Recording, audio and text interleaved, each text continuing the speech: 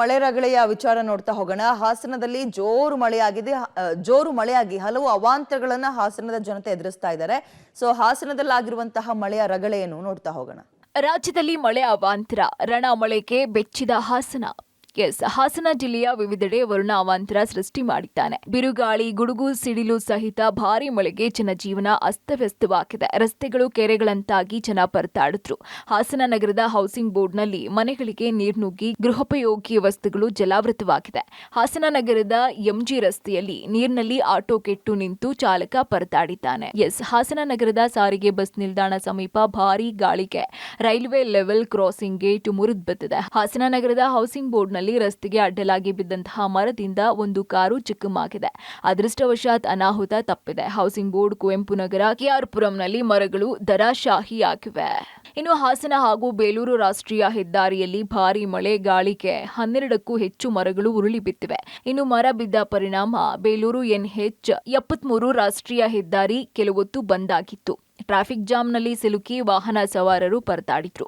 ಇನ್ನು ವಾಹನ ಸವಾರರು ಪ್ರಯಾಣಿಕರೇ ಮರ ತೆರವುಗೊಳಿಸಿ ಮುಂದೆ ಸಾಗಿದ್ರು. ಇನ್ನು ಭೀಕರ ಬರದಿಂದ ಕಂಗೆಟ್ಟಂತಹ ಕಲಬುರಗಿ ಜಿಲ್ಲೆಯಲ್ಲಿ ಇದೀಗ ಅಲ್ಲಲ್ಲಿ ಬಿರುಗಾಳಿ ಸಮೇತ ಮಳೆಯಾಗ್ತಾ ಇದೆ. ಇದರ ಪರಿಣಾಮ ಕಲಬುರಗಿಯ ಸೀತನೂರು ಗ್ರಾಮದಲ್ಲಿ ಬೀಸಿದ ಬಿರುಗಾಳಿ ಸಮೇತ ಮಳೆಗೆ ಬಾಬುಗೌಡ ಪಾಟೀಲ್ ಅನ್ನೋರ್ಗೆ ಸೇರಿದಂತಹ 6 ಎಕರೆ ಪ್ರದೇಶದ ಬಾಳೆ ಗಿಡ ಸಂಪೂರ್ಣ ನೆಲಕಚ್ಚಿದೆ. ಅನ್ನದಾತ ಕಂಗಾಲಾಗಿದ್ದಾರೆ.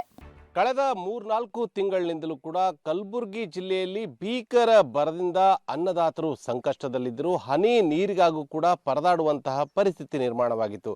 ಇದೀಗ ಮಳೆಗಾಲ ಆರಂಭವಾದರೂ ಕೂಡ ಅನ್ನದಾತರಿಗೆ ಮಾತ್ರ ಸಂಕಷ್ಟಗಳ ಒಂದು ಸರಮಾಲೆ ತಪ್ಪಿದ್ದಿಲ್ಲ ಅಂತಲೇ ಹೇಳ್ಬೋದು. ಯಾಕಂದರೆ ಇನ್ನು ಮಳೆಗಾಲಕ್ಕೂ ಆರಂಭವೇ ಮುನ್ನ ಏನಂದರೆ ಈಗ ಮೇದಲ್ಲಿ ಸುರಿದಂತಹ ಧಾರಾಕಾರ ಮಳೆ ಹಾಗೂ ಬಿರುಗಾಳಿಗೆ ಸಂಪೂರ್ಣವಾಗಿ ಬೆಳೆದಂತಹ ಬಾಳೆ ಏನು ಗಿಡಗಳಿರ್ತವೆ ಸಂಪೂರ್ಣವಾಗಿ ನೆಲಕ್ಕಚ್ಚಿವೆ. ಸದ್ಯ ಈಗ ದೃಶ್ಯದಲ್ಲಿ ನೋಡ್ತಾ ಇದ್ದೀರಾ, ಇದು ಏನಂದರೆ ಕಲಬುರಗಿಯ ಹೊರವಲಯದ ಸೀತ್ನೂರ್ ಎಂಬ ಗ್ರಾಮದಲ್ಲಿ ಬಾಬುರಾವ್ ಪಾಟೀಲ್ ಎಂಬುವರಿಗೆ ಸೇರಿದಂತಹ ಜಮೀನಿನಲ್ಲಿ ಬೆಳೆದಂತಹ ಬಾಳೆಯಾಗಿದೆ. ಸುಮಾರು ಒಟ್ಟು 6 ಎಕರೆ ಪ್ರದೇಶದಲ್ಲಿ ಒಂದು ಕಷ್ಟಪಟ್ಟು ಬಾಳೆ ಎಲೆಯನ್ನು ಬೆಳೆದಿದ್ರು.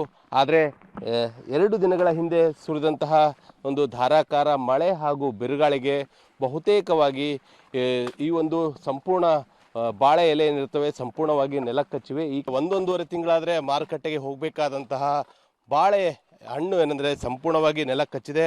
ಈ ಒಂದು ಜಮೀನಿನ ಮಾಲೀಕರು ನಮ್ಮೊಂದಿಗೆ ಇದ್ದಾರೆ.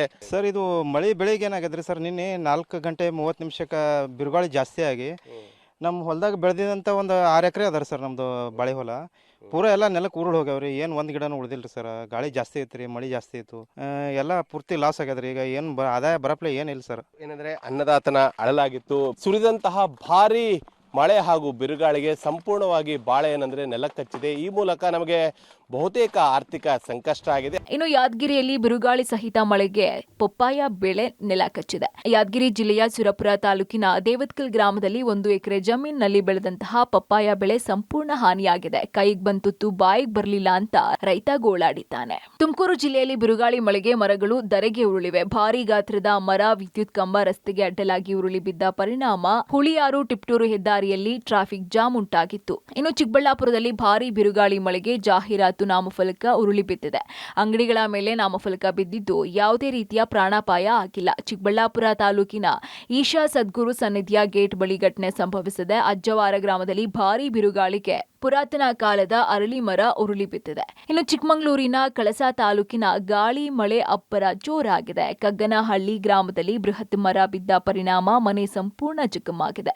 ಇನ್ನು ಮನೆಯಲ್ಲಿದ್ದವರು ಅದೃಷ್ಟವಶಾತ್ ಪ್ರಾಣಾಪಾಯದಿಂದ ಪಾರಾಗಿದ್ದಾರೆ. ಒಟ್ನಲ್ಲಿ ಮಳೆಯಿಂದ ರೈತರ ಮುಖದಲ್ಲಿ ಸಂತಸ ಮೂಡಿದೆ. ಆದರೆ ಮಳೆ ಅನಾಹುತದಿಂದ ಸಂಕಷ್ಟ ಕೂಡ ತಂದೊಡ್ಡಿದೆ. News desk, public TV.